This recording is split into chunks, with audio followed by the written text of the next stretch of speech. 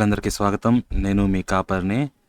మనకు తెలుసు కదండీ! మాస్టర్ రాజు గారు ఆయన ఒక వీడియో పంపించారు నాకు. వీడియో పంపించి కిరణ్ గారికి, అట్లాగే డాక్టర్ గారికి కూడా ఫార్వర్డ్ చేయండి. అట్లాగే మీ ఒపీనియన్ కూడా చెప్పండి. బైబుల్ కాపీ కొట్టింది అంటున్నారు కదా! బైబుల్ నుంచి కాపీ కొట్టారు అని చెప్పేసి ఇంకోటి చూపించారనమాట.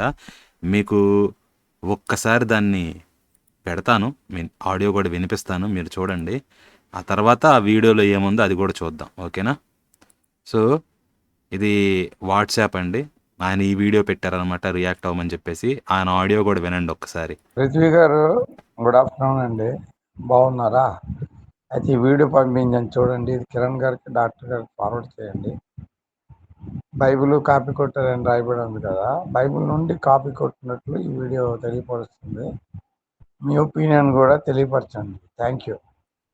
ఇదండి ఆయన చెప్పింది. సో ఇంతకీ ఆ వీడియో ఏంటయ్యా అంటే, ఇదిగోండి, బైబిల్ నుండి కాపీ కొట్టారు మాస్టర్ రాజు అని చెప్పేసి ఇక్కడ పెడుతున్నారు. కిందేమో కాపీ కొట్టారని రాశారు, కానీ పైనేమో కాఫీ ఎవరు కొట్టారు అని చెప్పేసి రాశారు. వెల్, కాఫీ ఎవరన్నా కొట్టొచ్చండి, కానీ కాపీ ఎవరు కొట్టారనేది ముఖ్యం. సో ఆడియోలోకి వెళ్తే ఈయన ఒక వీడియో ప్లే చేశారనమాట. ఆ వీడియో కూడా చూడండి. ఒక సెకండ్ ప్లే చేస్తున్నాను. Thank you very much. అయితే వీడియోలోకి వెళ్దామండి. మరి ఒకటి చిన్న స్టోరీ విన్నాను, ఒక వీడియోది. ఆ స్టోరీ ఏంటంటే, చాలా కాలం క్రితమట, 800 సంవత్సరాల క్రితం, 800 సంవత్సరాల క్రితం ఒక మహర్షి తన శిష్యులతో కలిసి దేశ సంచారంలో భాగంగా ఈ ఆలయానికి చేరుకున్నాడని చెప్తారు. ఒకరోజు ఆయన శిష్యులను గుడిలో విడిచిపెట్టి తీర్థ సందర్శనార్థం వెళ్లాడు. ఈ క్రమంలో ఒక శిష్యుడి ఆరోగ్యం ఒక్కసారిగా క్షీణించింది. సన్యాసి ఇతర శిష్యులు గ్రామస్తుల నుండి సహాయం కోరారు. అయితే ఎవరూ వారికి సహాయం చేయలేదు. అయితే శిష్యులకు ఒక మహిళ సహాయం చేసిందని కూడా చెబుతారు. ఈ విషయం తెలుసుకున్న సన్యాసికి కోపం వచ్చి సాయంత్రం తర్వాత ప్రజలంతరాలుగా మారతారని గ్రామస్తులను శపించాడు. అంతేకాదు తన శిష్యులకు సహాయం చేసిన స్త్రీని సాయంత్రానికి ముందే ఊరు విడిచిపెట్టి వెళ్లిపోమ్మని, వెనుకకు తిరిగి చూడవద్దని చెప్పాడు. అయితే ఆ మహిళ ఊరు విడిచి వెళ్లే సమయంలో ఏమి జరుగుతుందా అనే ఆసక్తితో వెనకకి తిరిగి చూడడం ప్రారంభించింది. ఫలితంగా ఆమె కూడా రాయి అయింది. ఆ స్త్రీ విగ్రహం ఇప్పటికీ అక్కడ కనిపిస్తుంది. అప్పటి నుండి నేటి వరకు ఈ విషయంపై ప్రజలు భయోందనలు కొనసాగుతూనే ఉన్నాయి. సాయంత్రం అయితే చాలు ఈ కిరాడు ఆలయంలో 8 సంవత్సరాల క్రితం అంట ఒక యోగి ఒక ఏరియాకి వెళ్ళాడంట, ఒక మందిరానికి వెళ్ళాడంట. ఆ ఊర్లో ఒక మందిరం ఉంటే మందిరానికి వెళ్ళాడు. వెళ్ళిన తర్వాత 8 సంవత్సరాల క్రితం కాదండి, 800 సంవత్సరాల క్రితం. అక్కడ వాళ్ళ శిష్యులందరూ ఉన్నారంట. అయితే సాయంకాలం అయిన టైంలో మరి యోగి అక్కడికి వెళ్ళినప్పుడు సాయంకాలం అయిపోయిందంట. అయిపోయినప్పుడు ఊర్లో ఎవరు కూడా ఆ శిష్యుడిని ఎవరు సహాయం చేయలేదట. అయితే ఎవరు సాయం చేయకపోతే మరి అందులో ఉన్న ఒక స్త్రీ మాత్రమే సాయం చేసింది. ఎప్పుడైతే ఆ యోగి తిరిగి వచ్చాడు, వచ్చిన వెంటనే ఆ శిష్యుడు చెప్పాడట, ఇలా జరిగిందని. అప్పుడు ఆయన ఆగ్రహంతో నిండుకొని ఆ ఊరు గ్రామస్తులందరినీ శపించాడట. శపించిన తర్వాత అందరూ రాయిలు అయిపోయిన కాక అని అన్నాడట. అందరూ రాయిలు అయిపోయారట.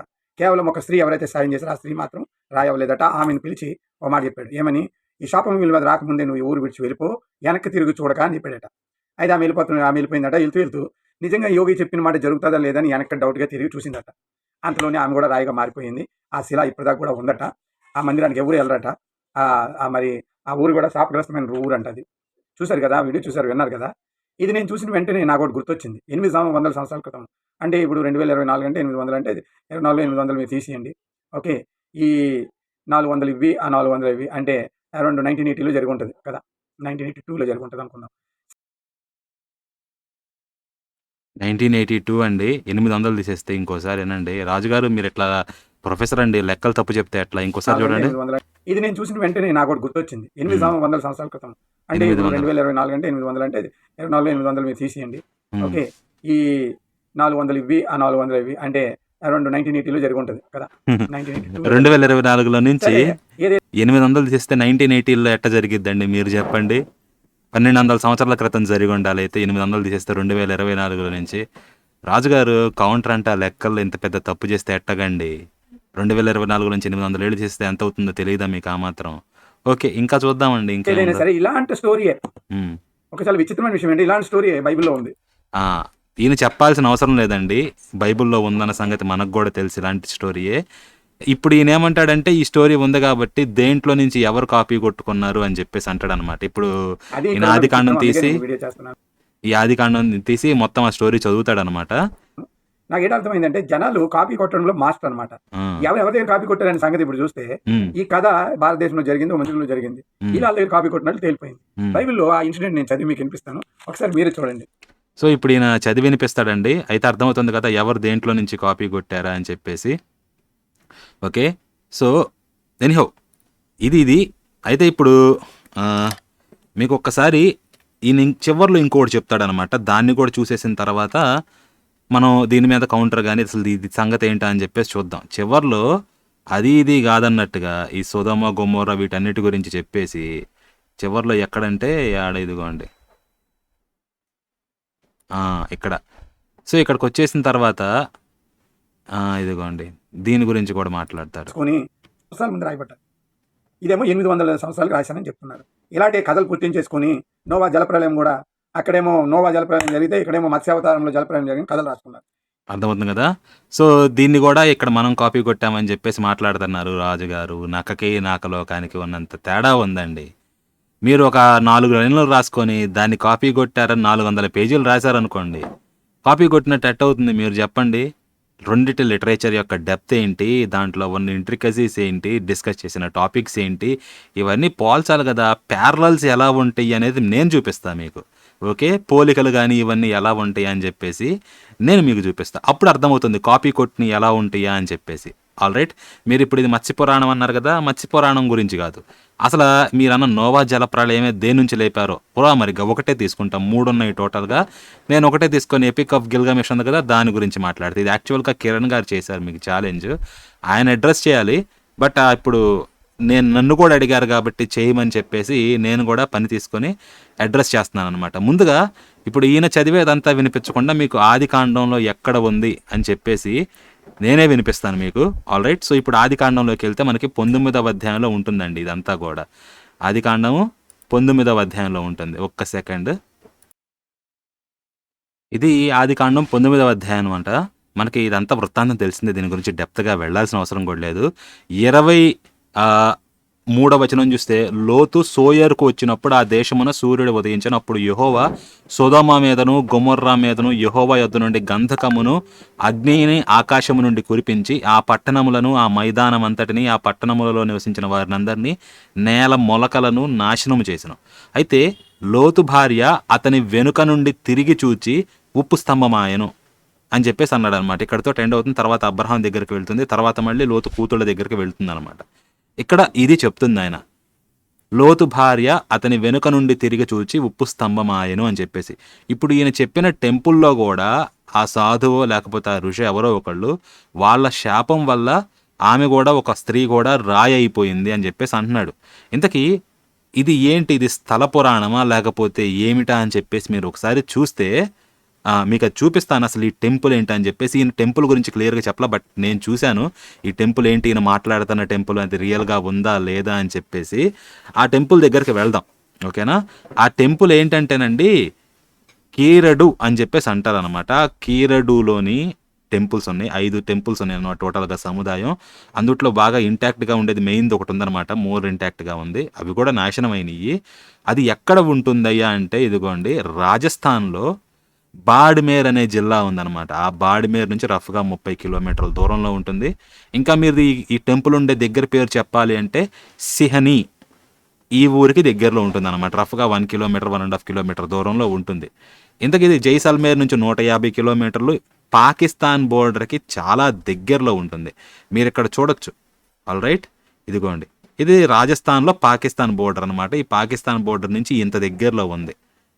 ఈ హైదరాబాద్ ఉంది కదా, ఈ హైదరాబాద్ దగ్గరలో ఉంటుందన్నమాట పాకిస్తాన్ బోర్డర్లో. రఫ్గా చెప్పాలంటే మనకి అజ్మేర్ లేకపోతే జోధ్పూర్ ఉంది కదా రాజస్థాన్, ఆ జోధ్పూర్ నుంచి ఎంత దూరం ఇది టెంపుల్ స్పాట్, హైదరాబాద్ నుంచి కూడా ఎంత దూరం అనమాట పాకిస్తాన్లో. సో ఇది దాని లొకేషన్. మీరు ఇంకా జూమ్ చేసుకుంటా పోతే మీరు చూడొచ్చు అనమాట బడ్మేర్ జిల్లా, ఆ తర్వాత అందుట్లో సిహనీ దగ్గర ఉంటుందన్నమాట. ఇది దీని లొకేషన్. ఆల్ రైట్, ఈ టెంపుల్. సో ఈ టెంపుల్ శివాలయం అండి. ఇక్కడ వైష్ణవాలయం ఉంది, తర్వాత మధ్యలో ఇంకొక 3 ఉన్నాయి అన్నమాట శివాలయాలు. సో మీరు ఈ టెంపుల్ని కానీ దీన్ని గమనిస్తే ఒకసారి ఆర్కిటెక్చర్ కానీ ఇది ఎట్లా ఉంటుంది అని చెప్పేసి మీకు ఇక్కడ కనిపిస్తుంది కదండి, ఇది ఆ టెంపుల్లోనేనమాట. వరాహస్వామి ఆలయము ఇది, మీరు ఇక్కడ చూడొచ్చు. ఇంకా వేరేవి కూడా ఉన్నాయి, తర్వాత ఇదిగోండి ఇంకా కొన్ని చూపిస్తాను మీకు. శివుడిది, శివపార్వతులు అక్కడే. ఇంకా గుర్రాలని అంటే గుర్రాలని తోలుతున్న స్త్రీలు అన్నమాట. అప్పట్లో వాళ్ళు కూడా హార్స్ రైడింగ్ చేసేవాళ్ళు, వీళ్ళందరూ కూడా ఫీమేల్ రైడర్స్. ఆ తర్వాత మీరు ఇక్కడ చూడొచ్చు, ఇది నవరసాలు ఉంటాయి కదా, అందుట్లో ఇది శృంగార రసం అనమాట. ఇక్కడ డిపిక్ట్ చేస్తుంది ఒక పిల్లర్ మీద. ఆ తర్వాత ఈ తురకలు గాని వీళ్ళందరూ గూడా దీని మీద అటాక్స్ ఇవన్నీ చేసినప్పుడు అక్కడున్న ఫిగర్స్ కల్చర్ అలాట్లేదు, ఇదంతా తొక్కలేదని జెప్పేసి వాళ్ళ ద్వేషంతోటి వీటన్నిటిని గూడా పగలగొట్టేశారు. మొత్తం ఈ ఫేస్ అనేది లేకుండా డీఫేస్ చేశారనమాట ఇది. ఆ తర్వాత ఇంకా వేరేవి గూడా మీరిక్కడ చూడొచ్చు. ఇదంతా గూడా యెళ్ళే కారిడార్‌కి గుమ్మం అంటారు గదా! ఆ గుమ్మం దగ్గరుండే ఆర్ట్ అనమాట. మీరు పైనుంచి గూడా ఇదంతా చూస్తే చాలా ఇంట్రికేట్ ఆర్ట్ అండి. కానీ దీన్ని గూడా చాలా డీఫేస్ చేశారనమాట. ఓకే. అంటే మొఖాలు గాని ఇవన్నీ పగలగొట్టేయడం అందినంత మేరకు ఈ పనులు జేశారు. ఇది ద్వారం దగ్గర. మీరు గూడా ఇక్కడ గూడా చూడొచ్చు. చాలా ఇంట్రికేట్ ఆర్ట్. ఎంత ఇంట్రికేట్‌గా ఉందా అని చెప్పేసి. దీన్ని గూడా నాశనం చేశారు. కొంత మిగిలింది. మిగతా టెంపుల్స్ పగలగొట్టారు. అక్కడ అన్ని శిథిలాలు గూడా కనిపిస్తాయి. మీరు ఆడకి వెళ్తే మీరు చూడొచ్చు వీటిని. ఓకే. నెక్స్ట్ ఇది గూడా అక్కడ ఉండే ఒక స్తంభం అనమాట. ఇక్కడ మీరు కరెక్ట్‌గా ఈ మధ్యలో చూడొచ్చనమాట. మీకు వేరే వేరే వింత జీవులుంటాయనమాట. డ్రాగన్స్ లాగా గాని, లేతే ఇంకా రకరకాలుగా మిథికల్ క్రీచర్స్. అది ఇంకా రకరకాల స్కల్ప్చర్స్ ఉంటాయనమాట ఇక్కడ గూడా. ఇంకా తర్వాత ఇది టెంపుల్ యొక్క పిక్చర్ అండి. మీరు దూరం నుంచి చూస్తే ఎలా ఉంటుంది అని చెప్పేసి. ఇది మెయిన్‌గా ఆ టెంపుల్. దీని లోపల నుంచి లోపలికెళ్ళాలి. అయితే ఇక్కడ ఒక లోకల్‌గా ఒక పుకారుంది. ఏంటంటే ఈ టెంపుల్‌లోకి సాయంత్రం సూర్యాస్తమయం అయిన తర్వాత చీకటి పడిన తర్వాత ఎవరన్నా ఒంటరిగా ఎళ్తే వాళ్ళు రారు అని చెప్పేసి తిరిగి వాళ్ళు శిలైపోతారనో ఏదో ఇదొక పుకారుందనమాట అక్కడ. చాలామంది అక్కడ లోకల్స్ గూడా భయపడతా ఉంటారు. దీని పారానార్మల్ యాక్టివిటీ ఇన్వెస్టిగేట్ చేసేవాళ్ళు గానీ వీళ్ళందరూ వెళ్లారు. అక్కడ అదేమీ లేదని చెప్పేసి రాత్రి వాళ్ళు ఒంటరిగా ఉండి వచ్చారు. ఇదంతా జరిగింది. ఓకే. ఇది ఆ టెంపుల్. ఇది మీరు యూట్యూబ్‌లో వీడియోలు కూడా చూడొచ్చనమాట. అయితే ఇప్పుడు మన రాజుగారు చెప్పారు గదా! ఆయన చెప్తుంది ఈ టెంపుల్ గురించే. ఏం జరిగిందయ్యా అని చెప్పేసి మీరు చూస్తే ఈ టెంపుల్ దగ్గరికి ఒక సాధువొచ్చాడు. సాధువొచ్చి ఆయన ఊళ్ళో వాళ్ళకనమాట. ఏది నేను ఇక్కడ బయటికి వెళ్తున్నాను. మీరు ఇక్కడే ఉండండి. ఊళ్ళో వాళ్ళు మీకేదో కొద్దిగా ఆహారం పెడతారు. దాన్ని తినండి. నేను తర్వాత వస్తానని చెప్పేసి అన్నప్పుడు కొన్నాళ్ళ తర్వాత 12 ఏళ్ళో ఏమో ఎళ్ళాడనమాట. వచ్చేసరికి వీళ్ళందరూ శుష్కించిపోయి ఉన్నారు. ఊళ్ళో వాళ్ళు సరిగ్గా చూసుకోవాలి. కనీసం తిండి గూడా పెట్టలేదనమాట ఈ కొద్ది మందికి. అందుకని ఈయన శపిస్తాడనమాట. ఇది ఆ సందర్భం. మీరింకా ఈ గుడి దగ్గర చూస్తే శాసనాలు గూడా ఉన్నాయి. ఏ టైంలో వచ్చిందని చెప్పేసి రాజుల శాసనాలు ఇది. సో ఇది రఫ్‌గా 12థ్ సెంచరీలో అయ్యిందని చెప్పి కొంతమంది అంటున్నారు. లేదు 11థ్ సెంచరీలో అని చెప్పేసి ఇంకొంతమంది అంటున్నారు. ఏదో ఒకటి 12థ్ సెంచరీ అయితే గనక ఇది రఫ్‌గా ఒక 850 సంవత్సరాలు అవుతుందండి. పాతదనమాట. 11థ్ సెంచరీ అయితే గనక ఒక 950 సంవత్సరాల పాతదయి ఉంటుంది రఫ్‌గా చెప్తున్నా. సో ఇదనమాట ఆ శాసనము. ఇక్కడ నాట్యాలు వేసేది గూడా ఉంది. ఎదురుగా మెట్లున్నాయి గదా! అక్కడ రాజో లేకపోతే ఇంకెవరో కూర్చోవచ్చు. ఇక్కడ ఈ పిల్లర్స్ మధ్యలో ఈ ప్లాట్‌ఫామ్ మీద నాట్యం చేయడానికి గానీ, ఏదైనా ప్రదర్శనకు గానీ వాటికి వినియోగిస్తా ఉండొచ్చు. ఇది గూడా అవతల నుంచి చూస్తే మీకు కోట గూడా కనిపిస్తుందనమాట పైనుంచి. సో కొండ మీద నుంచి కూడా చూడడానికి అనువుగా ఉంటుంది. ఓకే. సో ఇది ఈ టెంపుల్‌కి సంబంధించి. అయితే ఇక్కడ మీకు ఒక ఆర్టికల్ గూడా చూపిస్తాను. దీని స్థల పురాణం గానీ అట్లాంటివేమీ లెవ్వు. బట్ ఈ స్థలంలో ఇందాక చెప్పాను గదా! ఒకటి ఇష్యూ ఉందని జెప్పేసి. అది ఏంటని చూపిస్తే ఇది రాజస్థాన్ డైరెక్ట్ అనే సైట్ అండి. టూరిజం గానీ, డెస్టినేషన్స్ గానీ వీటన్నిటి గురించి చెప్తా ఉంటారనమాట. వాళ్ళేమని చెప్తున్నారంటే ఈ టెంపుల్ అనేది దీని గురించి రకరకాలు చెప్పారు. ఇది ఎక్కడ ఉంటుంది? ఏందా అని జెప్పేసి చెప్తా. ఆ తర్వాత ముందుగా ఇదిగోండి హాంటింగ్ బిలీఫ్స్ ఆఫ్ కిరడు టెంపుల్ అని చెప్పేసి. ఈ టెంపుల్ ఏందంటే రాజస్థాన్ యొక్క ఖజురహో అని చెప్పేసి అంటారు. మన ఖజురహో ఉంది కదా! అలాగే రాజస్థాన్‌లో గూడా ఉంది. అంత అద్భుతమైన శిల్పాలు ఉంటాయి ఇక్కడ అని చెప్తున్నాడు. అలాగే దీనికి హాంటింగ్ స్టోరీస్ అంటే భయపెట్టేవన్నమాట. దెయ్యాల స్టోరీల్లాగా గూడా ఉంటాయి అని చెప్పేసి. సో ఇక్కడేందంటే ఎవరన్నా సూర్యాస్తమయం చీకటైపోయిన తర్వాత ఉంటే వాళ్ళు రాయిగా మారిపోతారు అనేది ఇక్కడ లోకల్‌గా వీళ్ళు చెప్పుకునే ఒక కథ. స్థల పురాణమా లేతే ఇంక దీనికేది కాదు. ఈ టెంపుల్ ఏదో వెలిసారా లేపోతే ఇక్కడ ఎవరన్నా మూర్తి పురాణాల్లో గానీ వేటిలో దీనికి రిఫరెన్స్ లేదు.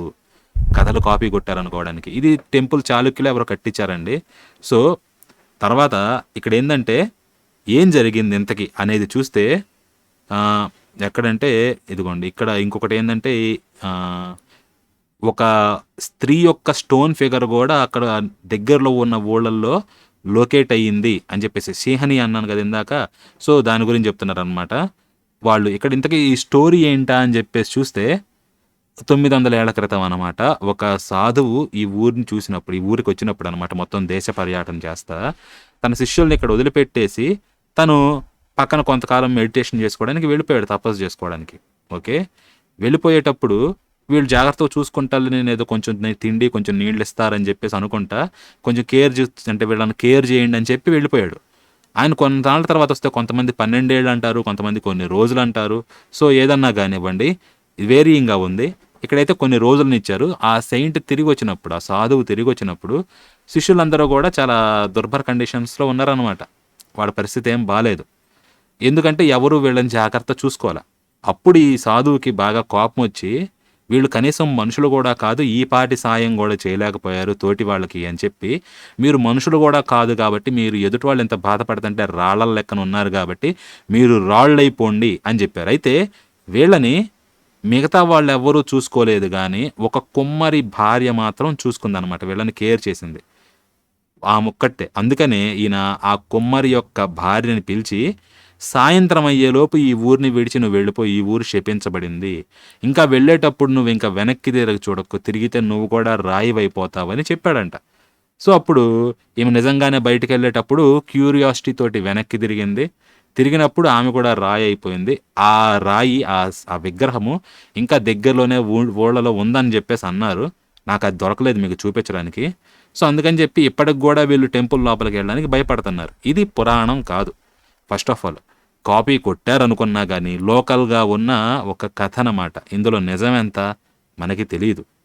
నెక్స్ట్, బైబిల్ నుంచి కాపీ కొట్టారా అంటే, కాపీ ఇక్కడ ఒక్కటే అండి అంశం ఉంది. కాపీ కొట్టారు అనుకున్నా కానీ ఒక స్త్రీని నాశనం అయిపోతుంది, అందరూ జనాలు శిలలైపోతున్నారు, నువ్వు వెనక్కి తిరిగి చూడకుండా వెళ్ళిపో అని చెప్పి అదొక్కటేనమాట. అలా చెప్పంగానే వెళ్తా వెనక్కి తిరిగింది.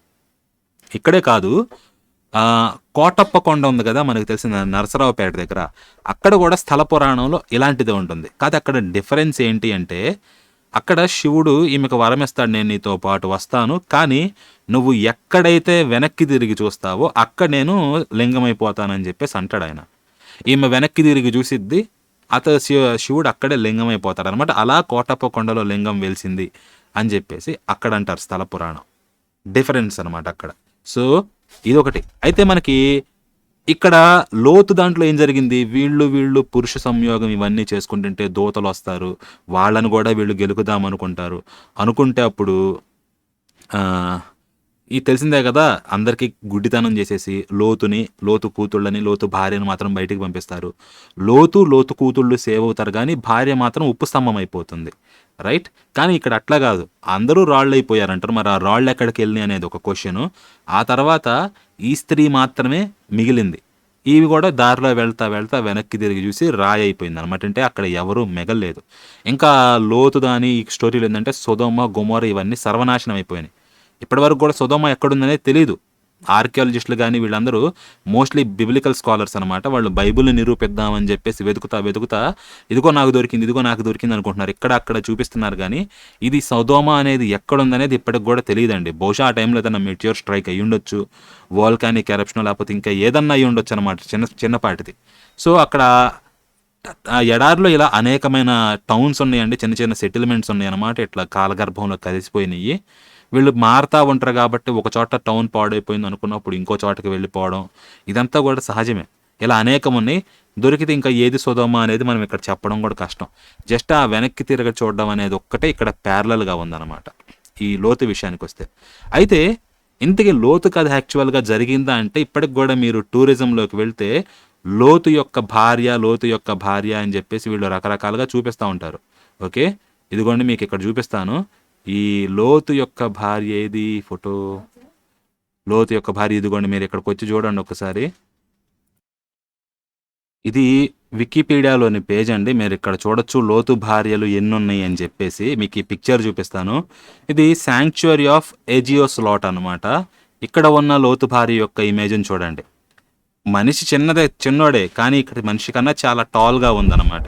ఇది కూడా లోతు భార్య అన్నారు. నెక్స్ట్ ఇంకొకటి అండి, ఇది కూడా లోతు భార్య అంటున్నారు. ఓకే, నెక్స్ట్ ఇంకొకటి, ఇది కూడా లోతు భార్య అంటున్నారు. అసలు వీటికి పోలుకుంది, ఇది ఇంకా కింద ఉందన్నమాట నేల మీద, మిగతా అన్న పైన ఉన్నాయి. కానీ తర్వాత ఎక్కడో బాల్టిమోర్ దగ్గర ఉన్నది కూడా దీన్ని కూడా లోతు భార్య అని చెప్పి పేరు పెట్టారు. ఇక్కడే కాదండి, జపాన్ దగ్గర దక్షిణాన సముద్రంలో ఉన్న రాయి, దీనికి కూడా లోతు భార్య అని చెప్పేసి పేరు పెట్టారు. ఇవన్నీ మీరు ఇక్కడ చూడొచ్చు. ఇదిగోండి ఇవన్నీ కూడా లోతు భార్యలు అనమాట. ఇది ఎజియస్ లాట్ దగ్గర ఉంది, ఇక్కడ సాల్ట్ ఇదంతా ఉంటుంది అనమాట. తర్వాత సొదోము కొండ మీద ఒకటి ఉంది. ఆ తర్వాత ఇదిగోండి ఇంగ్లాండ్లో అనమాట, ఇక్కడ ఉంది ఇది ఇందాక చూపించింది. ఆ తర్వాత బాల్టిమోర్ ఐర్లాండ్ దగ్గర, ఆ తర్వాత జపాన్ దగ్గర అనమాట, ఇజు ఆర్కిపెలాగో దగ్గర. ఇది కూడా లోతు భార్య అంట, పేర్లు పెట్టుకుంటా పోయారు. ఇది ఒకటండి, మీరు ఇజ్రాయెల్ ఆదరిదాపులను తీసుకున్న ఈ రెండు కూడా కంటిన్యూషన్ ఉంది, ఏది లోతు భార్య అనేది. వీటి హైట్ కూడా మ్యాచ్ కాదనమాట, జస్ట్ అట్లా ఫిగర్లా ఉంది కాబట్టి లోతు భార్య అనేసారు. మీరు ఇది కూడా చూడండి, ఇది ఉప్పు స్తంభంలా ఉందా లేకపోతే ఏదో రాళ్ళు కానీ ఇట్లా పేర్చి ఒక ఫెమినిన్ ఫిగర్ రిప్రజెంటేషన్గా ఉంది కాబట్టి ఇట్లా ఉందా, ఇది మీరు ఆలోచించుకోవాలి. మనిషి కనుక ఉప్పు స్తంభం అయిపోతే ఆ షేప్ ఎలా ఉంటుంది, అసలు ఆ షేప్ ఇక్కడ మ్యాచ్ అవుతుందా, ఇది అనేది మీరు చూసుకోవాలి. ఎనీహౌ, ఇది లోతు భార్య యొక్క వృత్తాంతానికి వస్తే రైట్. సో పోలిక ఏంటయ్యి అంటే వెనక్కి తిరిగి చూసి సిలైపోవడం అనమాట. అంతకు మించి ఇంకా ఏ పోలిక మ్యాచ్ కాదు. ఆమె కుమ్మరి భార్య, ఇక్కడ లోతు భార్య, వీళ్ళ కూతుళ్ళ వృత్తాంతం, ఇక్కడ నాశనం చేసే విధానం కానీ ఇదన్నీ మార్పు అనమాట. ఓకే, సో పైగా ఇండియాలో ఇక్కడ రాజస్థాన్లో ఉన్న టెంపుల్ దగ్గర ఉన్నది స్థల పురాణం కాదు, లోకల్గా ఉన్న ఒక ఫోక్లోర్ అనమాట. అది నిజమా కాదా, నిజమైనా కానీ బైబుల్ నుంచి ఇన్స్పైర్ అయ్యారు అనుకోవడానికి కూడా లేదు. వాళ్ళు విగ్రహాన్ని చూసి దీని వెనకాల ఒక కథని చెప్పుండొచ్చు, అలా కూడా అయి ఉండొచ్చు. ఉన్న అంశం కామనాలిటీ ఏంటంటే వెనక్కి తిరిగి చూసి రాయవడం, అంత మాత్రాన ఇది కాపీ కొట్టేశారని అంటున్నాడు. అవునా, జస్ట్ ఆ ఒక్క ఫ్యాక్టర్ మ్యాచ్ అయ్యి మిగతా మొత్తం కంప్లీట్గా ఎటువంటి సంబంధం లేకపోయినా ఆ ఒక్క మాటకు గాను ఇది కాపీ కొట్టేశారు అన్నారు. రైట్, ఇప్పుడు మీకు ఈయన మత్స్యావతారం అని చెప్తా చూపించారు కదా, ఇక్కడ ఈ బొమ్మను చూపించి మత్స్యావతారం కానీ ఇవి కథంతా కూడా కాపీ కొట్టారని. మరి ఇప్పుడు సేమ్ స్కేల్ తోటి మనం మెజర్ చేస్తే నోవహ్ జలప్రళయం మీకు తెలుసు కదండి. ఆ నోవహ్ జలప్రళయంతో అది ఎక్కడి నుంచి కాపీ కొట్టారంటే అర్థహషిస్ పోయం ఒకటి ఉంది, అదొకటి. ఇంకొకటి ఎపిక్ ఆఫ్ గిల్గమేష్ ఒకటి ఉంది, అదొకటి. తర్వాత ఇంకొకటి ఉందన్నమాట, నాకు కరెక్ట్ పేరు గుర్తులేదు. దాని నుంచి మూడిటి నుంచి కాంబినేషన్ తోటి కాపీ కొట్టారు. ఓకే, సో ఇప్పుడు మీకు ఎపిక్ ఆఫ్ గిల్గమేష్ని మీకు ఒకసారి చెప్తాను, అది ఏంటి, దాని వెనకాల వృత్తాంతం ఏంటా అని చెప్పేసి మీకు ఉండండి, ఒక్కసారి చూపిస్తాను. ఇది చూస్తే మీరు ఎపిక్ ఆఫ్ గిల్గమేష్ ఇది బుక్ అండి, మీకు పీడిఎఫ్లు కానీ ఇవి నెట్లో దొరికితే మీరు డౌన్లోడ్ చేసుకుంటే, ఒక సెకండ్, యా. సో ఇది సో ఇదండి ఎపిక్ ఆఫ్ గిల్గమేష్ బుక్ అనమాట. మొత్తం ట్యాబ్లెట్ ఫామ్లో ఉంది. ఇది ఏ టైంలో వచ్చింది అంటే రఫ్గా ఈ కథ కానీ ఇదంతా 2000 సంవత్సరాల, ఇది సామాన్య శకానికి పూర్వం 2100 కానీ ఆ ప్రాంతాల్లో బహుశా ఆవిర్భవించి ఉండొచ్చు. రాయడం కానీ ఇవన్నీ ఎప్పుడంటే సామాన్య శకానికి పూర్వం 1800 సంవత్సరాలు ఆ టైంలో రాసి ఉండొచ్చు. కానీ దీని ఇంటాక్ట్ ఫామ్ అనేది మనకి రఫ్గా 11th century BCE దగ్గరేమో ఎవరో రాశారు, అది మనకి ఇప్పుడు ఇంటాక్ట్ ఫామ్లో కొంచెం దొరికింది అని చెప్పేసి అంటారనమాట. సో ఇది ఒక రాజు యొక్క లైబ్రరీలో దొరికిందనమాట ట్యాబ్లెట్ ఫామ్స్లో. అయితే ఈ స్టోరీ చూసుకుంటే మీరు మెయిన్గా 7 సెక్షన్స్ ఉంటాయి ఇందుట్లో. ఓకే, ముందుతో ఒక ఇంట్రొడక్షన్ అనుకున్నా కానీ Gilgamesh king in Uruk, coming of Enkidu, forest journey, Ishtar and Gilgamesh and the death of Enkidu, ఆ తర్వాత search for everlasting life, the story of the flood, the return, the death of Gilgamesh అనమాట. మొత్తం 7 అంశాలు. So ముందుగా ఇది ఏం జరుగుతుంది అంటే ఉరుక్ అనే రాజ్యానికి రాజు గిల్గమేష్. వీడేం చేస్తున్నాడు, రాజ్యాన్ని ఏడిపిస్తూ ఉన్నాడు అనమాట. జనాలను కానీ వీళ్ళని బాగా పీడిస్తుంటే వాళ్ళు కూడా కంప్లైంట్ ఇవన్నీ చేస్తారు. చేసిన తర్వాత ఈ రాజుని ఎట్లన్నా ఓడించాలి అని చెప్పేసి దేవత, ఆ దేవత పేరు అరూర్ అనుకుంటా, ఐ థింక్. ఆ దేవత ఏం చేస్తుందంటే పచ్చిక బయళ్ళు ఉంటాయి కదా, ఆ పచ్చిక బయళ్ళలో ఒక విచిత్రమైన మనిషిని క్రియేట్ చేస్తుంది. కొంచెం కొమ్ములు గట్రా ఇవన్నీ ఉంటాయి. ఆ గడ్డి మైదానాల్లోనే తిరుగుతా జింకలతో పాటు వీటితో పాటు స్నేహం చేస్తా, ఆ మందల్లో సంచరిస్తా, వాటితో పాటు కలిసి మెలిసి ఉంటాడు. ఇతడే ఎంకిదు. ఇతన్ని ఎందుకు క్రియేట్ చేశారు, ఈ గిల్గమేష్ అనేటి వాడిని ఓడించడానికి అనమాట. ఇదిగోండి మీకు అది చూపిస్తాను. ఇది ఎంకిదు యొక్క పిక్చర్ అనమాట. ఓకే, ఇది ఎంకిదు పిక్చర్. ఇతన్ని ఈ గిల్గమేష్ అనే వాడిని నాశనం చేయడానికి క్రియేట్ చేశాడు. ఇతడు ఈ జంతువులతోటి వీటితో పాటు ఉన్నప్పుడు ఇతడి దగ్గర అమరత్వాన్ని ఇచ్చే ఒక మొక్క ఉంది, మూలిక అనుకోండి, ఏదోటి అనుకోండి. ఆ మూలికని ఒక పాము దొంగతనం చేస్తుంది. మీకు ఎక్కడ ప్యారలల్గా అనిపించడంలా, ఏదో ఒక తోట ఉంటుంది, అక్కడ 2 ఉంటారు, మగ ఆడ. అందుట్లో ఒక పామొచ్చి ఒక పండు ఇస్తుందన్నమాట, తినకూడని పండుని. అది తింటే మీరు జ్ఞానం వస్తుందా, లేకపోతే అమరత్వపు చెట్టు కూడా ఒకటి ఉంది, ప్యారలల్‌గా ఉంది కదా! అంతేకాదు. మరి స్త్రీ ఏమైంది అనుకుంటే, ఇతడు జంతువులతో పాటు ఉన్నాడు కదా! ఉండి అక్కడ వేటగాళ్ళు గాని, వాళ్ళు వలలు ఇవన్నీ పన్నినప్పుడు వాటిని ఇతడు విడదీసేటోడనమాట. అంటే ఏంటి, వలల్లో ఏ జంతువులు గాని అవి ఇరుక్కోకుండా ఆ వలలన్నిటిని గూడా ఈయన తీసేసేటోడు. ఈయన తీసేస్తంటే ఆ హంటర్స్ ఉంటారు కదా మరి, వాళ్ళకి గూడా ఇబ్బందవుతుంది. అరే! మేము కష్టపడి వలలు పెడుతుంటే ఈడెవడో వచ్చేసి మొత్తం వీటన్నిటిని తీసేస్తన్నాడు అని చెప్పేసి, వీళ్ళు ఎలాగన్నా వీడిని తీసుకురావాలి, రాజుకి అప్పగించాలి అని చెప్పేసి, ఈ హంటరు ఒక స్త్రీ, ఒక వేశ్య, ఆమె పేరు షామాత్ అనమాట. ఆ షామాత్ అనేటోడిని నువ్వు పొయ్యి వీడిని పట్టుకురా అని చెప్పి వీడిని టెంప్ట్ చేయడానికి ఈ ఎంకిదు దగ్గరికి అడవిలోకి పంపిస్తారు. ఆవిడొచ్చి ముందు ఈడు ఒడ్లో జింకల దగ్గర ఇటుతో అటు ఇటు తిరుగుతున్నప్పుడు వచ్చి ఎదురుగా బట్టలెప్పదీసిద్ది అనమాట. మనవాడు టెంప్ట్ అవుతాడు, ఈమె సెడ్యూస్ చేసిద్ది, వెళ్తాడు. తర్వాత ఒక్కొక్క చోట ఒక్కో రకంగా ఉందండి. 6 రోజులు 7 రాత్రులని ఒక చోట, 2 వారాలని ఒక చోట ఉందన్నమాట. ఏదైనా కానీ 2 వారాలు ఉన్న చోట మధ్యలో ఇతడు ఎంకిదు మిగతా వీటి గురించి డిస్కస్ చేస్తా ఉన్నాడు ఈమెతోటి, అది ఇది అని చెప్పేసి ఉంది. ఎనీహో 2 వీక్స్ కానివ్వండి, 1 వీక్ కానివ్వండి, ఏదన్నా వీళ్ళు ఇంటర్ కోర్స్లో పాల్గొంటారు. ఇది అయ్యిద్ది అనమాట. సో అయ్యేటప్పటికి ఏమైద్దంటే, అప్పటిదాకా జింకలు ఇతనితో కలిసిమెలిసి ఉన్నవి ఇతడు మానవులతో కలిసిన తర్వాత జింకలు వీడి దగ్గరకు రావు, మందల్లో వీడిని రానివ్వవు అనమాట, వీడి నుంచి దూరంగా వెళ్ళిపోతాయి. అంటే నేచర్తో పాటు కలిసి ఉన్న మనిషి పతనం అయిపోయాడు. మనకు కూడా ఏదైనా తోటలో కూడా ప్రకృతితో పాటు ఇంత హాయిగా బతుకుతున్నవాడు ఒక స్త్రీ వచ్చి టెంప్ట్ చేయడం వల్ల, అక్కడ పండించింది స్త్రీ, ఇక్కడ వచ్చి వీడిని బాడీ తోటి టెంప్ట్ చేసింది స్త్రీ అనమాట. అలా వాడు నేచర్ నుంచి పతనం అయిపోయి తర్వాత ఇక ఈ మీద కూడా కోపం వస్తుంది అనమాట. ఈయనేం చేయడండి, బట్ అఫ్ కోర్స్ ఈయనేమి చేయడు, ఇంకా బయటకు వచ్చేస్తాడనమాట. బయటకు వచ్చేసి ఇతన్ని దేనికి క్రియేట్ చేసింది, గిల్గమేష్ తోటి ఫైట్ చేయడానికి, రైట్. గిల్గమేష్ తోటి తర్వాత అప్పుడు పోరాడతాడు అనమాట ఇతడు. ఓకే, పోరాడి గిల్గమేష్ చేతిలో ఓడిపోతాడు. ఓడిపోయిన తర్వాత వీళ్ళిద్దరూ మంచి ఫ్రెండ్స్ అవుతారు. ఇది కూడా ఉంది, ఒక్క సెకండ్ ఉండండి. సో గిల్గమేష్ తోటి ఓడిపోయి వీళ్ళిద్దరూ మంచి ఫ్రెండ్స్ అవుతారు. ఏడు వరకు ఓకే కదా.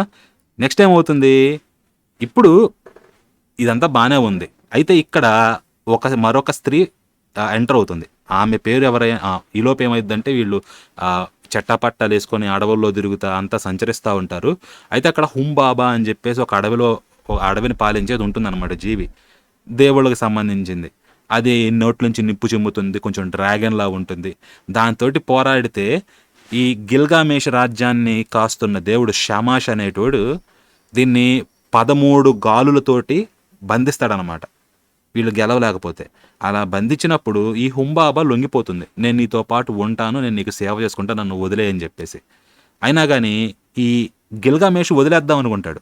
ఎంకీదు ఏమంటాడు, అబ్బెబ్బే దీన్ని చంపావంటే నీకు గొప్ప కీర్తి వస్తుంది అని చెప్పగానే తర్వాత ఆ దేవుడు షమాష్ అనేవాడు దీన్ని బంధించాడు. వీళ్ళు కలిసి వీళ్ళిద్దరు దాన్ని తలకాయని నరికేస్తారనమాట. ఇది హుంబాబా అని చంపేశారు, గొప్ప కీర్తి వస్తుంది గిల్గామేష్కి, వీళ్ళు సెలబ్రేట్ చేసుకుంటారు.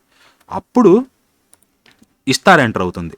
ఈ ఇష్తార్ అనే దేవత చాలా మందితో రిలేషన్షిప్ పెట్టుకుందనమాట, చాలా దేవుళ్ళతోటి. మీరు ఇక్కడ చూస్తే ఆవిడ పిక్చరు.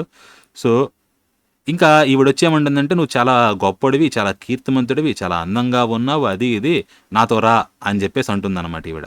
అయితే ఈవిడ పోకడల గురించి తెలిసిన గిల్గామేషు, అబ్బెబ్బే నువ్వు డేంజరస్, నీతోటి పెట్టుకోవడం కుదరదు అని చెప్పేసి తిరస్కరిస్తాడు. కొంతమంది ఏంటంటే వీళ్ళిద్దరు గొప్ప కప్పులు అని చెప్పేసి కూడా అంటారు. కొంతమంది ఏంటంటే అబ్బే అదేం లేదయ్యా, ఇది ఫెయిల్డ్, తర్వాత ఇదని చెప్తారనమాట. ఇక్కడ జరిగిందా జరగలేదు అనేది మనం పక్కన పెట్టేస్తే ఇష్తారికి కోపం వస్తుంది. కోపం వచ్చి ఆమె యొక్క తండ్రి అయిన అనుతోటి అంటుందన్నమాట, ఈ నన్ను వేసేసాడు, వీడిని నేను వేసేయాలి, నువ్వు దయచేసి స్వర్గంలో ఉండే ఎద్దుని, ఆ వృషభాన్ని నాకు పంపించు అనేది. పంపించకపోతే నేను గట్టిగా కేకేస్తాను, ఆ కేకకి చచ్చిన వాళ్ళు కూడా లేచి బతుకున్న వాళ్ళని తినేస్తారని చెప్పేసి అనిద్ది అనమాట. ఏ కాను చేసేదేమీ లేక స్వర్గం ఉన్న బుల్ని, అంటే ఆ ఎద్దుని ఇచ్చేస్తుంది అనమాట, బుల్ ఆఫ్ హెవెన్ అంటారు. దాన్ని తీసుకొచ్చి ఇష్టార్కి ఇస్తాడు, వేసుకోపో నువ్వు వాడిని చంపేసుకొని ఇష్టం వచ్చింది చేసుకో అని చెప్పేసి. అయితే ఈ యుద్ధానికి చేయడానికి వచ్చినప్పుడు గిల్గామేష్ తోటి అప్పుడు ఎంకీదు ఈ ఎద్దుతో పోరాడి ఈ ఎద్దుని చంపేస్తాడు. దాని కొమ్ములు పట్టుకుంటాడు, గట్టిగా బిగిచ్చేసినప్పుడు గిల్గామేష్ వచ్చి దాని మెడలో కత్తిని దూస్తాడనమాట. అప్పుడు చచ్చిపోతుంది ఎద్దు. తర్వాత దేవుడు కాలిద్ది, వీడు హుంబాబాని చంపాడు, ఇప్పుడు ఈ ఎద్దు చావడానికి కూడా కారణమయ్యాడని చెప్పేసి కోప్పడి వీడిని శపిస్తారు, వీడు మరణం అయ్యేలాగా. అప్పుడు వీడి కళలు రావడం మొదలవుతా ఉంటే నేను చచ్చిపోతున్నానని చెప్పేసి రకరకాలుగా అనిపించి ఇక నేను ఎక్కువ కాలం ఉండనని చెప్పి. డిఫరెన్స్ ఏంటి అంటే ఆదాము తప్పు చేసింది కూడా ఒప్పుకోకుండా తర్వాత స్త్రీ నాకు ఇవ్వడం వల్ల నేను ఈ పండుతున్న నేరాన్ని స్త్రీ మీదకి నెట్టాడు. కానీ ఇక్కడ ఎంకీదు మాత్రం తన తప్పును తెలుసుకొని తను అంతకుముందు చేసిన వాటన్నిటికి కూడా పశ్చాత్తాపడి ఆఖరికి తనని సెడ్యూస్ చేసిన షామాత్ ఉంది కదా వేశ్య, ఆవిడ్ని కూడా క్షమించేసి తర్వాత ఇతడు చనిపోతాడనమాట. చనిపోయినప్పుడు తన ప్రాణమిత్రుడు చనిపోయేసరికి గిల్గామేషు హృదయం బద్దలయ్యి అసలు ఇదంతా కాదు మనిషి ఎందుకు చచ్చిపోతున్నాడు అని చెప్పేసి ఆ డిస్కషన్లోకి వెళ్ళి అసలు మనిషికి అమరత్వం ఉందా, అమరత్వం ఎక్కడ ఉంది అని చెప్పేసి ఎతకడం మొదలు పెడతాడనమాట. ఓకే, ఆ ఎతకడం మొదలుపెట్టి ఇక్కడ చూసారు కదా search for everlasting life అని, ఇలా తన ఫ్రెండ్ చనిపోయినప్పుడు వెతకడానికి వెళ్తాడు. ఇలా వెళ్ళి వెతుకుతా ఉట్టి అప్పుడు ఉత్నాపిష్టిం అనే ఒకడు కనిపిస్తాడనమాట. వాడు చెప్తాడు, వాడు ఏడో మూలలో ఉంటాడు లేండి, ఇప్పుడు అదంతా ఎందుకు. వాడిని అడిగితే ఏం జరిగిందయ్యా అంటే ఒకానొక టైంలో మనుషులు బాగా గోల చేస్తున్నారు, దేవుడు ఎండీలకి కాలి ఈ సన్నాసులు ఎప్పుడు అల్లరి చేస్తున్నాడు, వీళ్ళు ఉండడం అనవసరం, వీళ్ళని చంపేస్తానని చెప్పి ఫిక్స్ అయిపోయాడు అనమాట. ఎందుకు జనాలు గోల్ చేస్తున్నారు, కొంచెం నాయిస్ ఎక్కువైంది అనమాట. మనం డిస్టర్బెన్స్ అంటాం కదా, నైబర్హుడ్ డిస్టర్బెన్స్ అని చెప్పేసి ఆ టైప్గా. అందుకని మొత్తం అందరినీ లేపేస్తాను అని చెప్పేసి అనుకుని దేవతలకు ఆజ్ఞిస్తాడు, మనం ఈ పని చెయ్యబోతున్న సంగతి, జలప్రలయం రప్పిస్తాము, అన్నిటినీ లేపేస్తాము, ఈ సంగతి మనుషులకి ఎవరూ చెప్పకూడదు అంటే ఎయా అనే ఒక దేవత తెలివిగా మనుషులకి చెప్పకూడదన్నాడు. కాబట్టి ఒక రెల్లు గెడ్డి ఉంటుంది కదా అండి నీళ్ళల్లో, రెల్లు గెడ్డి అంతా మలిచిద్ది, ఆ రెల్లు గెడ్డికి చెప్పిద్ది ఈ వృత్తాంతం అంతా జరగబోయేదంతా. రెల్లు గెడ్డికి చెప్పి తెలుసు ఈమెకి ఏంటి, ఈమె రెల్లు గెడ్డికి చెప్పేటప్పుడు పక్కన ఉత్నాపిష్టం అనేవాడు వింటున్నాడు అని చెప్పేసి అది మీకు తెలుసు అనమాట. తెలిసినా కానీ కావాలని అట్లా చెప్పింది. ఇది ఉత్నాపిష్టం అనేవాడు విని ఈవిడ ఇన్స్ట్రక్షన్స్ కూడా ఇచ్చింది దాన్ని ఎట్ట తప్పించుకోవాలని చెప్పేసి. ఆ ఇన్స్ట్రక్షన్స్ని కూడా చెప్పినట్టుగానే పాటించి ఒక పడవ చేసి అందుట్లో ఇత్తనాలని, జంతువుల్ని, వాటిని వీటిని అన్నిటినీ పెట్టి అది వరదొచ్చినా కానీ మునిగిపోకుండా దాన్ని అంతా సీలింగ్ చేసి అలా తప్పించుకుంటాడు అనమాట. అలా తప్పించుకున్నప్పుడు ఇతనికి అమరత్వాన్ని గిఫ్ట్ ఇస్తారు. ఇది ఇక్కడ చెప్తాడు. తర్వాత గిల్గామేష్ తిరిగి వచ్చేస్తాడు, చనిపోతాడు. ఇదంతా మీకు ఇక్కడ స్టోరీలో ఉంది. అయితే మీకు ఎక్కడో అనిపిస్తుంది కదా మీకు ఏం జరుగుతుందా అని చెప్పేసి మీరు ప్యారలల్ చూస్తే ఇప్పుడు మీకు ఈ గిల్గామేష్ ఎపిక్కి అట్లాగే ఈ నోవాదానికి వీటికి కామనాలిటీస్ ఏమున్నాయి లేకపోతే డిఫరెన్సెస్ ఏమున్నాయి అది కూడా చెప్తా మీకు. ఓకేనా, ఫస్ట్ ముందుగా దేవుడు అనుకోవడం. వీళ్ళు ఈ మెసోపోటామియా కదా, ఈ బెబిలోన్ కానీ వీళ్ళందరిది నదుల మధ్య ఉండే సంస్కృతి, వాళ్ళకి అనేక మంది దేవుళ్ళు ఉన్నారు. ఇక్కడ మోనోథీయిజం, ఒక్కడే దేవుడు. కానీ ఇద్దరు కూడా యువతల దేవతల బృందం, యువతల యెహోవా, వీళ్ళు కూడా మనుషుల్ని నాశనం చేయాలనుకుంటారు. ఓకే, తర్వాత రెండిటిల్లో కూడా ఒకడే ఉంటాడు మెయిన్ సర్వైవర్ అనేటోడు, ఫోకస్ అంతా కూడా. ఇక్కడ గిల్గామేష్ ఎపిక్లోనేమో ఉత్నాపిష్టిము, యువతల పక్కేమో నోవహు. ఓకే, రెండిట్లో ఏముంటుంది, ఒక ఆర్కుని తీసుకొచ్చి ఒక పడవని కట్టి దాంట్లో జంతువుల్ని, మిగతా వాటిని వీటన్నిటిని వేసుకొని వెళ్ళడం ఇది. తర్వాత అందుట్లో మిగతా జంతువులను కూడా ఎక్కించడం అన్నమాట. ఇదొకటి మన దాంట్లో ఉండదు మత్స్య పురాణంలో. అందుట్లో ఋషులు ఉంటారు, జంతువులు గట్రా ఇవన్నీ ఉండవన్నమాట. ఎందుకంటే మనది జలప్రళయం ఒకటనే ఉంది కానీ జస్ట్ ఇది ఒకటే కాదు జరిగింది, యుగానికి కూడా వస్తూ ఉంటాయి. అంటే యుగం కాకపోయినా మహాయుగానికి కానీ ఇట్లా ప్రళయం అనేది కామన్, అది డిఫరెంట్ టైప్స్ వస్తూ ఉంటుంది. అందుట్లో మనకి ఇక్కడ చెప్పబడింది మత్స్య పురాణంలో అయితే ఒక సందర్భం అన్నమాట. అది ఒకటే కాదు ఇక్కడ మనకి ప్రళయం వచ్చేది. బట్ ఇక్కడ చెప్పేది ఏంటి, బైబిల్లో కానీ గిల్గామేష్ ఎపిక్లో కానీ జలప్రళయం ఒక్క సందర్భమే ఉంది, వేరేది లేదు. తర్వాత వీళ్ళు అనుకున్నట్టుగానే కట్టిన తర్వాత వరద వచ్చింది. ఓకే, వరద కొన్నాళ్ళు ఉంటుంది. ఐ థింక్ ఇక్కడ 7 రోజులు ఎంతో ఉంటుంది అనుకుంటా గిల్గామేష్ ఎపిక్లో వరద. ఆ తర్వాత ఇక్కడ మనకు వచ్చేసరికి ఆది కాండంలో వెళ్ళామనుకోండి, మనం 7వ అధ్యాయం కానీ 8వ అధ్యాయం కానీ చూస్తే మనకు చాలా కన్ఫ్యూజింగ్గా ఉంటుంది. వరద ఎన్నాళ్ళు ఉంది, ఎన్నాళ్ళు వర్షం పడింది, ఎన్నాళ్ళు ఏమైందా అని చెప్పేసి గిల్గామెష్ ఎపిక్లో అయితే 6 రోజులు 7 రాత్రులు ఇక్కడ కూడా అది కూడా ఉండేది. సో ఈ వరద గిరద ఇదంతా అయిపోయిన తర్వాత ఉత్నాపిష్టిము 3 పెట్టెల్ని పంపిస్తాడు చెక్ చేయడానికి బయట నేల ఉందా లేదా అని. అంటే నీళ్ళన్నీ కిందకి వెళ్ళిపోయినాయా, సింక్ అయిపోయినాయా, సింక్ అయిపోకుండా ఇంకా నీళ్ళే ఉన్నాయా అంతా అని చెప్పి 3 పెట్టెల్ని పంపిస్తాడు. దేన్ని పంపిస్తాడంటే ముందుగా ఒక పావురాన్ని పంపిస్తాడు, ఆ తర్వాత ఒక పిచ్చుకను పంపిస్తాడు, ఆ తర్వాత ఒక కాకిని పంపిస్తాడు. కాకోలమ్మ అంటారు కదా, కాకిని పంపిస్తారనమాట. కానీ నోవా కూడా 3 పెట్టెలను పంపిస్తాడు. ముందు ఒక కాకిని, తర్వాత ఒక పావురాన్ని, ఆ తర్వాత ఇంకొక పావురాన్ని. సో ఇక్కడ 3 పెట్టెలే, ఇక్కడ 3 పెట్టెలే. ఉత్నాపిష్టి 3 వేరు పెట్టెలను పంపిస్తే ఇక్కడ మాత్రం 2 జాతుల పెట్టెలను పంపించాడు నోవాహు. ఇది కూడా కామన్. ఆ తర్వాత ఇంకొకటి ఏంటంటే ఈ వరద ఇదంతా అయిపోయి సెటిల్ అయిన తర్వాత నేల మీద ఈ వరద ఈ ఉత్నాపిష్టిము అట్లాగే ఈ నోవాహు కూడా బలులు ఇస్తారు బాగా. అప్పుడు ఉన్నదే కొన్ని జంతువులు, మిగతా అన్ని చచ్చినాయి. ఆ మిగిలిన జంతువులను కూడా బలిస్తారు. ఎందుకు ఇస్తారు బలి? నోవాహు ఏందంటే ఆ బలుల ఆచారం అన్నమాట. అది అర్థం లేదు, ఇవ్వాల్సిన అవసరం లేకపోయినా ఇచ్చాడు. యెహోవా కూడా ఇంపైన సువాసనని ఆఘ్రాణించాడు. ఉత్నాపిష్టం ఎందుకు ఇస్తాడంటే ఈ వరదొచ్చి జనాలందరూ చచ్చేసరికి ఈలోపు దేవతలకి తిండి పెట్టేటోడు లేడు, వాళ్ళకి బలులు ఇచ్చేటోడు లేక వాళ్ళు ఎన్నాళ్ళు పస్తులున్నారు కాబట్టి ఇప్పుడు హడావిడిగా గబగబా బలులు ఇచ్చుకుంటా వచ్చేస్తాడు. ఇవి కామనాలిటీస్. ఇన్ని కామనాలిటీస్ ఉన్నాయి. మీరు చెప్పండి, వెనక్కి తిరిగి చూసి రాయి అయిపోవడం ఒక్కదే కాపీ కొట్టారనుకోవడానికి కారణం అనుకుంటే, ఇన్ని కామనాలిటీస్ ఉన్నప్పుడు ఈ నోవా జలప్రళయం అటు ఎపిక్ ఆఫ్ గిల్గామేష్ వీటి నుంచి కాపీ కొట్టినట్టే కాదా? అది మీకు అర్థం ఉండదు. బైబుల్ ఒక్క వచనం చెప్తాడు, భూమి అంతటా కూడా బలాత్కారంతో నింపబడి ఉన్నది. ఏంటి బలాత్కారం? మీకు అర్థం తెలియదు అనమాట. జస్ట్ ఆ ఒక్క వచనం చెప్పేసి అయిపోయింది, డన్. ఏంట్రా బాబా బలాత్కారం అంటే మీకు తెలియదు. జస్ట్ ఇక జలప్రళయం వచ్చేస్తుంది, పడవ కట్టేసి ఇదంతా కూడా హరిగా చేసినట్టుంటుంది. కానీ ఈ ఎపిక్ ఆఫ్ గిల్గామెష్లో మాత్రం చాలా డీటెయిల్డ్గా ఉంటుంది డిస్క్రిప్షన్. ఈ వరద కానీ ఇదంతా చాలా వైలెంట్గా ఉంటుంది. ఇటు ఆది కాండంలో చెప్పినట్టు కాదనమాట. ఏది ఒరిజినల్ అని చెప్పేసి మీరు రెండింటిని పోలిస్తే అర్థమవుతుంది. ఎప్పుడన్నా కుదిరితే ఎపిక్ ఆఫ్ గిల్గామెష్ని కూడా నేను వీడియో పెడతాను అనమాట. మీరు చూస్తే అర్థమవుతుంది ఇక్కడ ఏం జరుగుతుందని చెప్పేసి. ఎపిక్ ఆఫ్ గిల్గామెష్ 25 పేజీలు ఉంది. పైగా ఈ డాక్యుమెంట్ అంతా కూడా చాలా చిన్న అక్షరాలతో ఉంటే చాలా టెక్స్ట్ ఉంటుంది మీకు చదవడానికి. వీలైతే నేను స్లైడ్స్ ద్వారానో ఎట్లాగో చేసి మీకు చెప్తానమాట. ఇంకా అయితే డిఫరెన్సెస్ కూడా ఉన్నాయి ఇందుట్లో. ఏంటి? ఇందుట్లోనేమో యెహోవా ఒక్కడే నోవహు దాంట్లో, గిల్గామెష్లోనేమో అనేక మంది దేవుళ్ళు ఉన్నారనమాట. బట్ చెప్పాను ఆల్రెడీ డిఫరెన్స్ ఏంటంటే యువతల వైపేమో మోనోథియిజం, అవతల వైపేమో పాలిథియిజం అనమాట.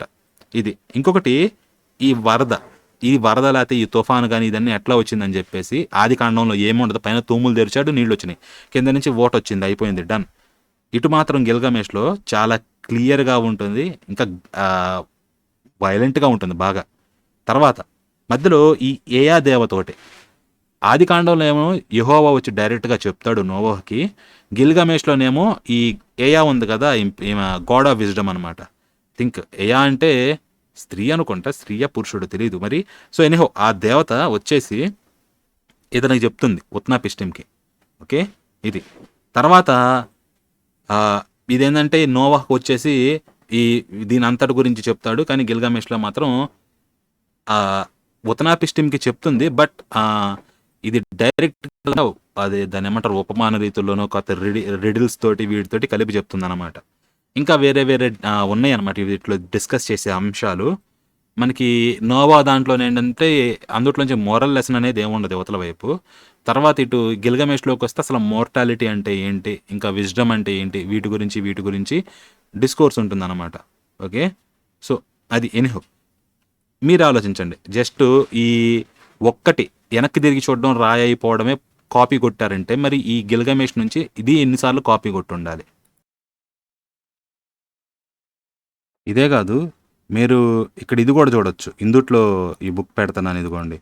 ఇది Gilgamesh epic and the Old Testament అనమాట. ప్యారలల్స్ రెండింటి మధ్య ఏమున్నాయి అని చెప్పేసి సారూప్యతలు కానీ ఇది గిల్గామెష్ ఎపిక్కి అట్లాగే పాత నిబంధన కూడా అలెగ్జాండర్ హెడెల్ అని రాశాడు. ఇది మీకు ఆన్లైన్లో దొరుకుతుంది PDF, కథ పెద్ద పుస్తకం. ఇందుట్లో ఆ ట్యాబ్లెట్స్ని ఫస్ట్ ట్రాన్స్లేట్ చేస్తారనమాట.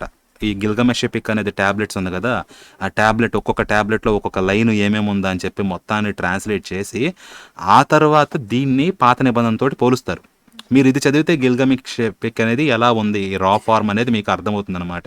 ఇక్కడంతా కూడా ఇది ఆన్లైన్లో ఉంది, మీరు డౌన్లోడ్ చేసుకోవచ్చు. ఐ థింక్ లింక్ నేను ఎప్పుడో డౌన్లోడ్ చేశాను కాబట్టి నా దగ్గర ఇప్పుడు లేదు మీకు ఇవ్వడానికి. మీరు ట్రై చేయండి, కుదిరితే నేను డిస్క్రిప్షన్లో పెట్టడానికి కూడా చూస్తాను. నెక్స్ట్ ఇదొకటే కాదు, మీకు అంతకుముందు గుర్తుంటే సామెతలు చేసుకున్నప్పుడు బైబుల్ క్లాస్లో అప్పుడు ఆ సామెతల గ్రంథం అప్పుడు మీకు ఒక డాక్యుమెంట్ చూపించామన్నమాట.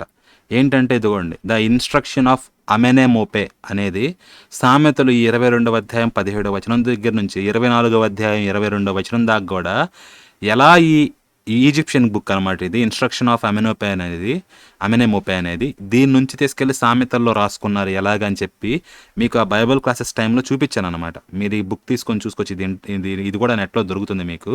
ఇది ఎట్లా కాపీ కొట్టారని చెప్పేసి వచనం టు వచనం చూపించడం జరిగింది అక్కడ. All right.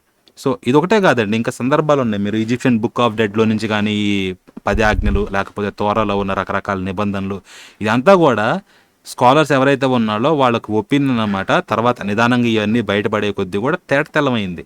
ఈ ఆదికాండం కానీ లేకపోతే ఈ ధర్మశాస్త్రం కానీ వీటిలో రాసుకున్న ఇవన్నీ కూడా తర్వాత ఈ మిగతా చుట్టుపక్కల కల్చర్స్లో ఏవైతే ఉన్నాయో స్టోరీలు వాటి నుంచి అడాప్ట్ చేసుకున్నారు. ఈ నీతులు సూక్తులు ఇవన్నీ కూడా ఒకళ్ళకన్నా మూడిటితో పేనబడిన తాడు గట్టిగా ఉంటుంది కానీ ఇట్లాంటి ఇవన్నీ కూడా మిగతా చోట్ల నుంచి కాపీ కొట్టుకున్నారని చెప్పేసి క్లియర్గా అర్థమవుతుంది అనమాట.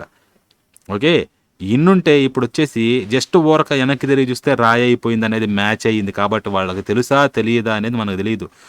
ట్రేడు ఇట్లా జరుగుతున్నప్పుడు ఆ కథలు కొన్ని ఏడకు కూడా ఫిల్టర్ అయి వస్తూ ఉంటాయి అన్నమాట. ఓకే, సో మేబీ అట్లా వచ్చుండొచ్చు, దాని నుంచి ఈ కథ పుట్టుండొచ్చు, బైబిల్ నుంచే పుట్టక ఉండుండొచ్చు. మనకి ఎందుకంటే ఒక ఇన్సిడెంటే మ్యాచ్ అవుతుంది, మిగతా అన్నీ మ్యాచ్ కాటల్లా. మరి ఆ ఒక్కదానికే వీళ్ళు ఈ రకంగా కాపీ కొట్టారనుకుంటే మిగతా దానికి ఎన్ని కాపీలు కొట్టి ఉండాలి అది మీరు ఆలోచించుకోండి. ఓకే, ఇంకా అనేకం ఉన్నాయి అన్నమాట వీళ్ళు బయట నుంచి తీసుకొచ్చుకుని.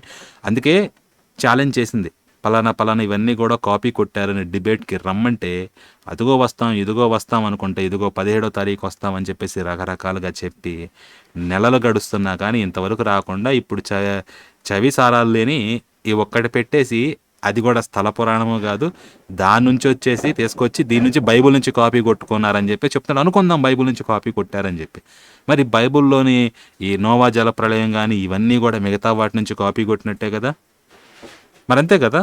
సో అదండి వీడియో ఎట్లుంటుందన్నమాట మన వాళ్ళతోటి. సో కాపీ కొట్టారంటే కాపీ కొట్టాం, మరి వాళ్ళు కూడా కాపీ కొట్టినట్టు, లేక అంతకుమించి ఇంకా ఎక్కువ చిల్లంగితనం చేసినట్టు అనమాట అది. సో ఇదండి వీడియో, నచ్చితే లైక్ చేయండి, షేర్ చేయండి, ఛానల్ ఇంకా సబ్స్క్రైబ్ చేయకపోతే సబ్స్క్రైబ్ చేయండి. మళ్ళీ మరొక వీడియోలో కలుసుకుందాం, అప్పటి వరకు ఉంటాను. మరలా తదుపరి మీ కాపరి. స్వస్తి.